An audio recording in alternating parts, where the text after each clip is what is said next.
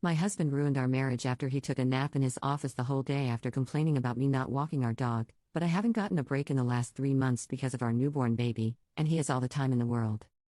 I, 28F, am married to my husband, 30M. I'll probably delete this in the morning, but I need to scream into the void. I've been married for under a year, but been with my husband for 6. We have a 3-month-old little girl who's fantastic. I'm a first-time mom who's a stay-at-home mom. My husband works from home. My husband's not dumb, just emotionally inept sometimes. I've had a lot of resentment building since I was pregnant.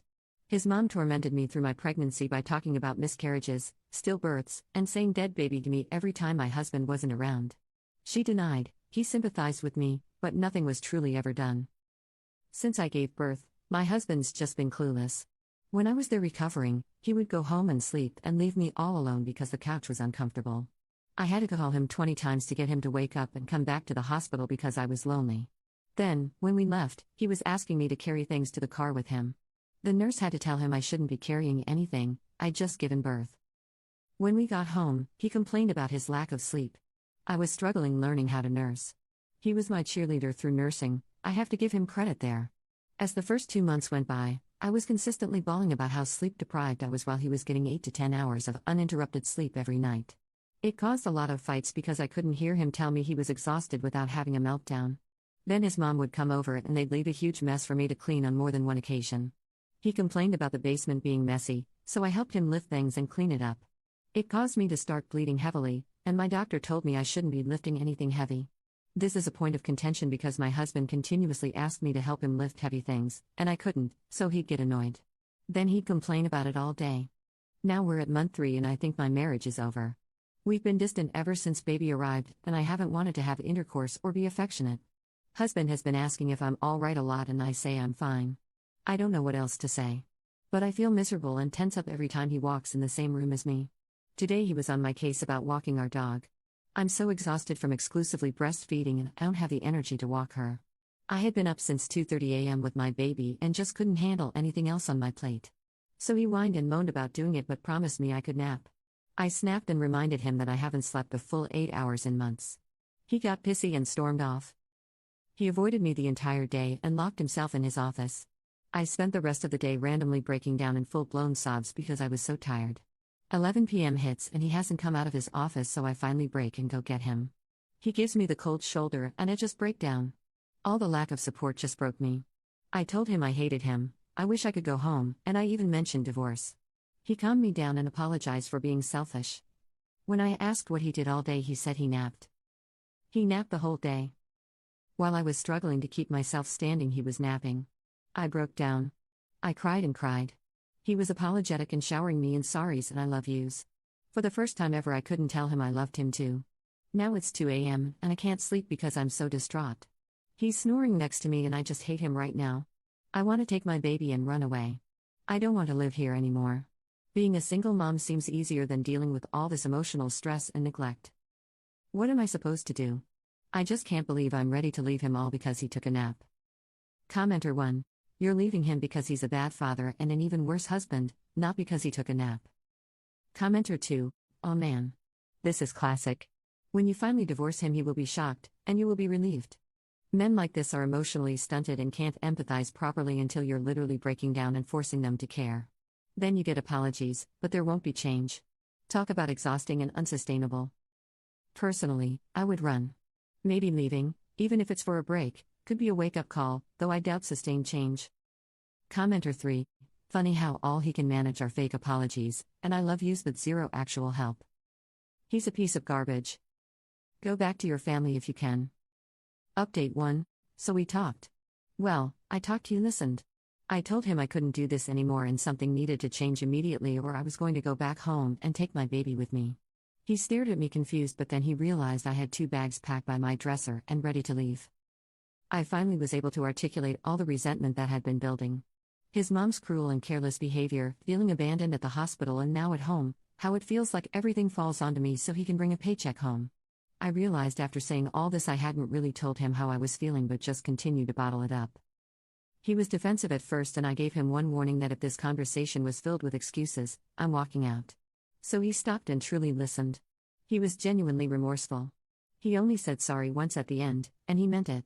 Then he started asking me what I needed him to do. We made a plan and I finally feel like I can breathe a little easier.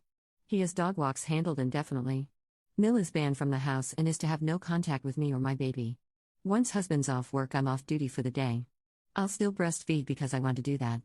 I get a lot of fulfillment out of it, and if you saw the way my baby pats my melons when she nurses, you would too. Her big hazel eyes are like a drug.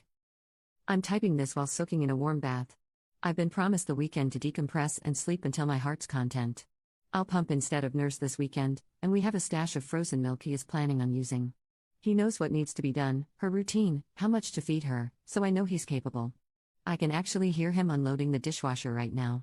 We are planning on doing something as a couple one day out of each weekend so I don't feel like just a mom. I can be a person too. We are going to go to couples counseling and I'm going to start individual therapy.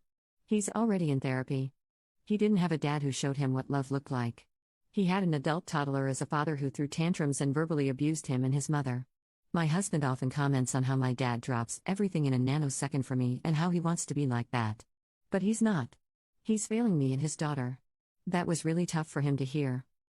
So, now we take it day by day. If he's actually capable of change, I'll have to wait and see.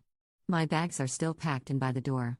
I guess I have them there as a reminder to myself that leaving is an option at any moment I please. That makes me feel a little better. I'm hopeful but not delusional. I know we might not be able to come back from this, and that's okay. I have to take care of myself so my little girl has a mama who smiles at things besides her. I have an appointment scheduled for a PPD screening and my mom's planning on visiting the start of next month. My family is ready with their door wide open when I choose to come home. Made me cry to hear my dad tell me he'll be on the first flight when I'm ready so I don't have to fly home alone. Thank you all for letting me spill my guts. Update 2 months later. I have been wanting to update but have been scared. I felt so overwhelmed and haven't been sure what to write. That post I wrote was me at my lowest. I wish I could take the version of me in time and just hug her. I was broken down and I needed anyone to be real with me. Those comments felt like a slap in the face and way too much to handle all at once. So I needed time to read through and digest it all. Thank you everyone. I was diagnosed with postpartum depression and anxiety shortly after I made my post. To the people who pushed me to talk to my doctor, thank you. My life has improved tenfold after getting proper treatment. I feel like in normal updates people dive into their lives and the details of what's happened. I don't want to do that. I want to say something that's more important than me in my life. To the new moms and their loved ones.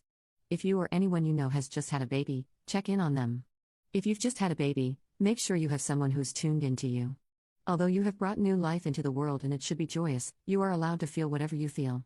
Please, even if you feel fine, prioritize your mental health and well-being, because your baby depends on you to be healthy so they can be healthy.